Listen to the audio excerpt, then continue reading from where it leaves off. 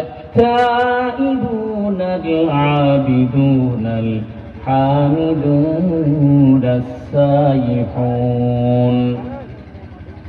এটা সূরা তওবা 11 নম্বর পারা 4 নম্বর পৃষ্ঠা প্রথম নম্বর লাইন 112 নম্বর আয়াত। এটা তাফসীর খোলা, তাফসীর মারিফুল কোরআন, তাফসীর তাবারি, তাফসীর কুতুবী, তাফসীর আইজাম মুত্তাবাসির, তাফসীর শাইখুল হিন্দ, তাফসীর ইবনে কাসির সমস্ত মুফাসসিরাতের ব্যাপারে একমত রেখেছেন। তিনি বলেছেন এই আয়াতের ভিতরে আল্লাহ রাব্বুল আলামিন মুমিনদের জন্য 9টি গুণ দিয়েছেন।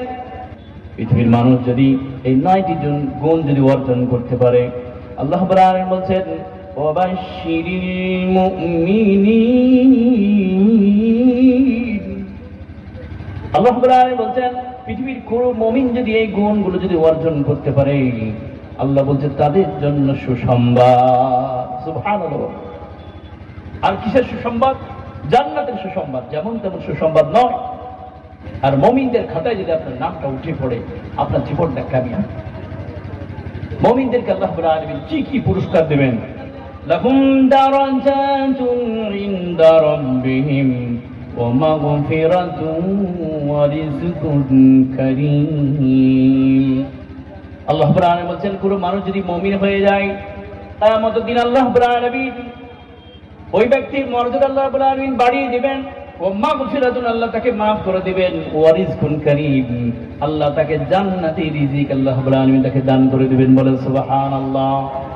এবার চিন্তা করুন, আমাদের ভিতরে কোন মানুষকে যদি আল্লাহ রাব্বুল আলামিন কিয়ামতের দিন ডাক দেন, এ যদি বলে বান্দারে দুনিয়াতে তুমি ক্ষমা প্রার্থনা করেছিলে আমি আল্লাহর কাছে, যাও তোমার মর্যাদা আমি বড় করে দিলাম, তোমাকে মাফ করে দিলাম, যাও জান্নাতের ভিতরে চলে যাও। বলুন তো ওই লোকটির মতো ভাগ্যবান ব্যক্তি কেউ থাকবে নাকি? থাকবে? কেউ থাকবে না। কারণ পৃথিবীর প্রত্যেকটা মানুষ আমরা তো এটাই চাই, ঠিক কিনা? প্রত্যেকটা মানুষ আমরা ইবাদত করি, এই কারণেই তো কিয়ামতের দিন আমরা আল্লাহ যেন মাফ করে দিয়ে আমাকে যেন জান্নাত দিয়ে দেয়।